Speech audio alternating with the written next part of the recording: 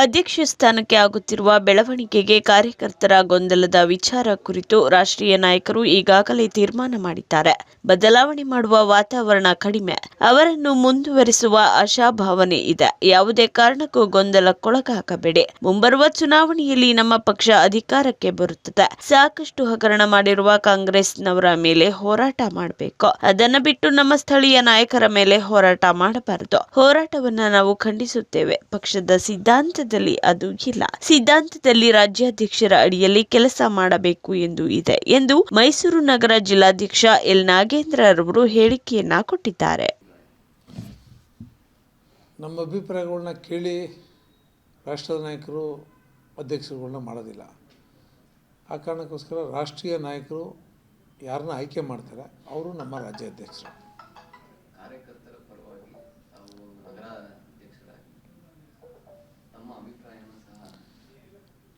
ನನಗೆ ಕಾರ್ಯಕರ್ತರ ಮನಸ್ಸಿಗೆ ನೋವಾಗಿದೆ.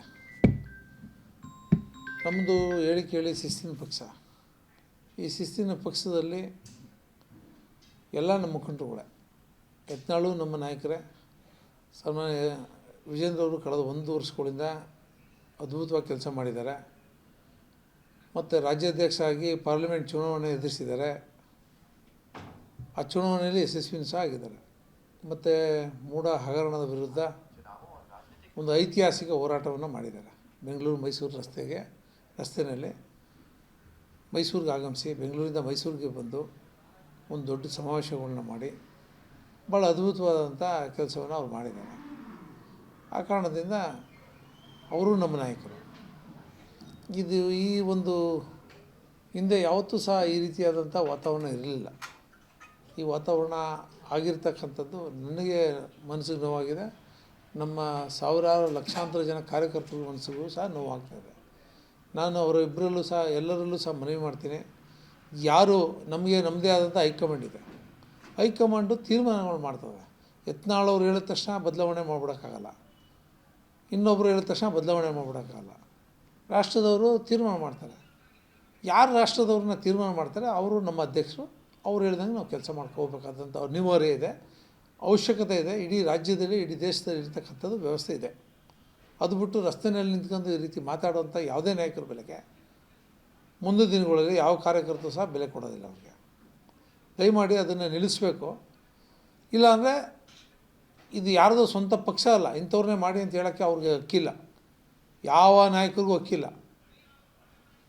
ಅದನ್ನು ನಿಮ್ಮದೇನು ಕ್ಲೇಮ್ ಇದೆ ಅದನ್ನು ಹೋಗ್ಬಿಟ್ಟು ರಾಷ್ಟ್ರದ ನಾಯಕರುಗಳಿಗೆ ತಿಳಿಸಿ. ರಸ್ತೆಯಲ್ಲಿ ವೈಯಕ್ತಿಕವಾಗಿ ಅಭಿಪ್ರಾಯಗಳಿರೋದು ಯಾರೋ ಒಬ್ಬರ ಮೇಲೆ ಎಸ್ ಯಡಿಯೂರಪ್ಪನವ್ರ ಮೇಲೆ. ಯಡಿಯೂರಪ್ಪನವರು ಈ ಪಕ್ಷವನ್ನು 2 ಸೀಟ್ ಇದ್ದದನ್ನ ರಾಜ್ಯದಲ್ಲಿ 2 ಬಾರಿ ಅಧಿಕಾರಕ್ಕೆ ತರಲಿಕ್ಕೆ ಅವ್ರ ಕೊಡುಗೆ ಬೇಕಾದಷ್ಟಿದೆ. ಅವ್ರ ಬಗ್ಗೆ ಯಾರೂ ಸಹ ಯಾವ ನಾಯಕರು ಸಹ ಮಾತಾಡೋಕ್ಕೂಡ್ದು ಅಂತಕ್ಕಂಥ ಆಗ್ರಹನ ಸಹ ಈ ಸಂದರ್ಭದಲ್ಲಿ ನಾನು ಮಾಡೋಕ್ಕೆ ಇಚ್ಛೆಪಡ್ತೀನಿ.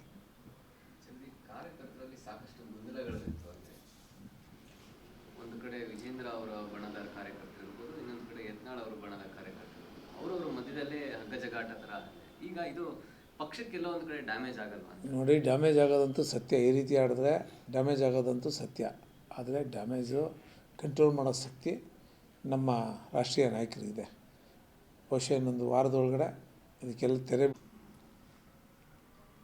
ಸರಿ, ಇವಾಗ ಬಿಜೆಪಿ ರಾಜ್ಯಾಧ್ಯಕ್ಷ ಸ್ಥಾನಕ್ಕೆ ಸಾಕಷ್ಟು ಪೈಪೋಟಿ ನಡೀತಾ ಇದೆ ಯತ್ನಾಳ್ ಹಾಗೂ ವಿಜೇಂದ್ರ ಅವರ ಮಧ್ಯೆ. ಯಾರಿಗೆ ಆ ಸ್ಥಾನ ಸಿಕ್ಕರೆ ಸೂಕ್ತ ಅಂತ ತಮ್ಮ ಅಭಿಪ್ರಾಯ? ನಮ್ಮ ಅಭಿಪ್ರಾಯಗಳನ್ನ ಕೇಳಿ ರಾಷ್ಟ್ರದ ನಾಯಕರು ಅಧ್ಯಕ್ಷರುಗಳನ್ನ ಮಾಡೋದಿಲ್ಲ. ಆ ಕಾರಣಕ್ಕೋಸ್ಕರ ರಾಷ್ಟ್ರೀಯ ನಾಯಕರು ಯಾರನ್ನ ಆಯ್ಕೆ ಮಾಡ್ತಾರೆ ಅವರು ನಮ್ಮ ರಾಜ್ಯಾಧ್ಯಕ್ಷರು.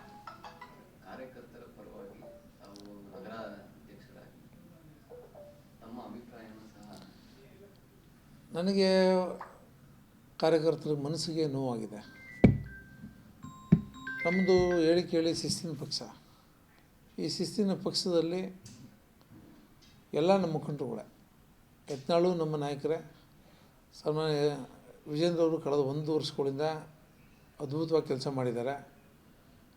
ಮತ್ತು ರಾಜ್ಯಾಧ್ಯಕ್ಷ ಆಗಿ ಪಾರ್ಲಿಮೆಂಟ್ ಚುನಾವಣೆ ಎದುರಿಸಿದ್ದಾರೆ.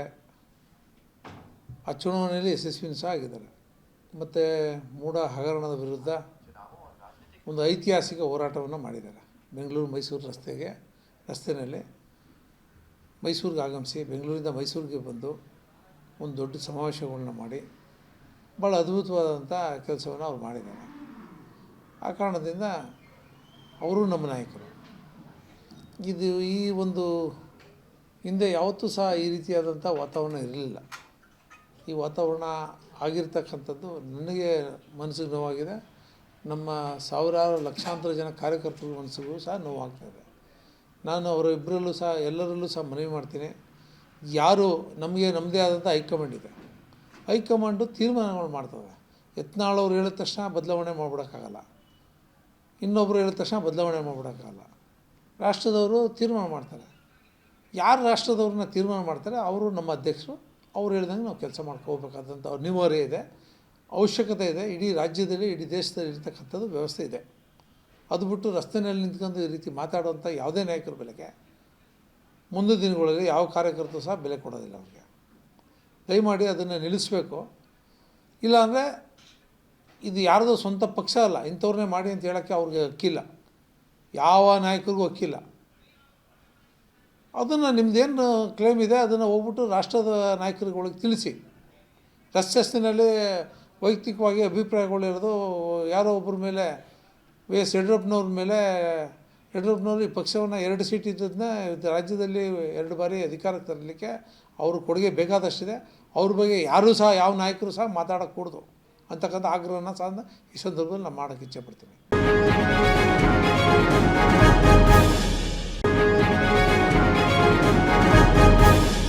ಸಿಎಂ ಸಿದ್ದರಾಮಯ್ಯರವರಿಗೆ ಹೈಕೋರ್ಟ್ನಿಂದ ಬಿಗ್ ರಿಲೀಫ್ ಹಿನ್ನೆಲೆ ಮೈಸೂರಿನಲ್ಲಿ ಬೆಂಬಲಿಗರು ರಸ್ತೆಯುದ್ದಕ್ಕೂ ಡ್ಯಾನ್ಸ್ ಮಾಡಿ ಮೈಸೂರಿನ ರಾಮಸ್ವಾಮಿ ವೃತ್ತದ ಬಳಿ ಅವರ ಬೆಂಬಲಿಗರು ಸಿಹಿ ವಿತರಿಸಿ ಸಂಭ್ರಮವನ್ನ ವ್ಯಕ್ತಪಡಿಸಿದ್ದಾರೆ.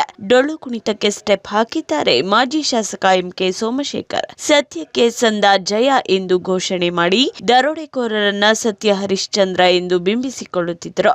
ಇಂದು ನಮ್ಮ ನಾಯಕ ಸಿದ್ದರಾಮಯ್ಯಗೆ ಜಯ ಸಿಕ್ಕಿದೆ ಎಂದು ಹರ್ಷ ವ್ಯಕ್ತಪಡಿಸಿದ್ದಾರೆ. ಎಂಕೆ ಸೋಮಶೇಖರ್. ನಾನು ಇವತ್ತು ಆಚರಣೆ ಮಾಡ್ಕೊಳ್ಳೋದೇ ಬೇಡವಾ ಅಂತ ಇದೆ. ರಿಸಲ್ಟ್ ಬರೋ ತನಕ ರಿಸಲ್ಟ್ ಬಂದು ನೋಡಿ ಖುಷಿ ಆಯಿತು. ಇವತ್ತು ಏಕೆ ಸತ್ಯಕ್ಕೆ ಸಂದ ಜಯ. ಈಗ ಈ ದೇಶದಲ್ಲಿ ಏನಾಗಿದೆ ಅಂತ ಹೇಳಿದ್ರೆ ಇಬ್ಬರು ಮೇಲಿರ್ತಕ್ಕಂಥ ಇಬ್ಬರು ದೊಡ್ಡ ವ್ಯಕ್ತಿಗಳು ದರೋಡೆಕೋರನ್ನೆಲ್ಲ ಸತ್ಯ ಹರಿಶ್ಚಂದ್ರನ ಮಾಡ್ತಾರೆ, ಸತ್ಯವಂತರನ್ನೆಲ್ಲ ಸುಳ್ಗಾರರು ಕಳ್ಳರು ಅಂತ ಬಿಂಬಿಸೋದಕ್ಕೆ ಪ್ರಯತ್ನ ಮಾಡ್ತಾರೆ. ಆದರೆ ಇವತ್ತು ನ್ಯಾಯಕ್ಕೆ ಸಂದ ಜಯ ಇದು, ಸತ್ಯಕ್ಕೆ ಸಂದ ಜಯ ಇದು. ಸತ್ಯಮೇವ ಜಯತಿ ಅಂತೇಳಿ ಸತ್ಯಕ್ಕೆ ಒಳ್ಳೆಯ ಜಯ ಬಂದಿದೆ. ಅದನ್ನು ನೋಡಿ ಎಲ್ಲರೂ ಕೂಡ ಸಂತೋಷ ಆಗಿದೆ. ಅಲ್ಲ, ಒಂದು ಕಡೆ ಬಿಜೆಪಿಯವರು ಈ ರೀತಿಯಾಗಿ ಇಲ್ಲ ಸಲ್ಲದ ಆರೋಪ ಮಾಡಿ ಷಡ್ಯಂತ್ರ ಮಾಡ್ತಾ ಇದ್ದಾರೆ. ಹೌದು, ಹೇಳಿದ್ನಲ್ಲ, ಈ ದೇಶದಲ್ಲಿ ಆಡಳಿತ ನಡೆಸ್ತಾ ಇರ್ತಕ್ಕಂಥವ್ರು ದರೋಡೆಕೋರನ್ನೆಲ್ಲ ಪ್ರಾಮಾಣಿಕರು ಅಂತ ಬಿಂಬಿಸ್ತಾರೆ. ಪ್ರಾಮಾಣಿಕರನ್ನ ಅವ್ರನ್ನ ಕಳ್ಳರನ್ನ ಮಾಡೋದಕ್ಕೆ CBIನ ಇವ್ರನ್ನ ಬಿಟ್ಟು ಸತತ ಪ್ರಯತ್ನ ಮಾಡ್ತಾರೆ. ಸಿದ್ದರಾಮಯ್ಯನವ್ರ ಕೇಸ್ನಲ್ಲಿ ಏನೇ ಇಲ್ಲದಿದ್ರು ಕೂಡ ಇದ್ರ ಭಾಳಷ್ಟು ಜನ ಕುಮ್ಮಕ್ಕಗಳು ಈ ಕೆಲಸಗಳನ್ನ ಮಾಡ್ತಾ ಇದ್ದಾರೆ.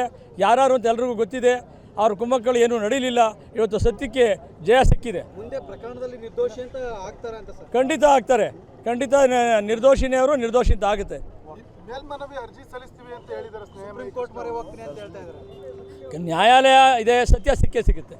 ಸತ್ಯಕ್ಕೆ ಜಯ.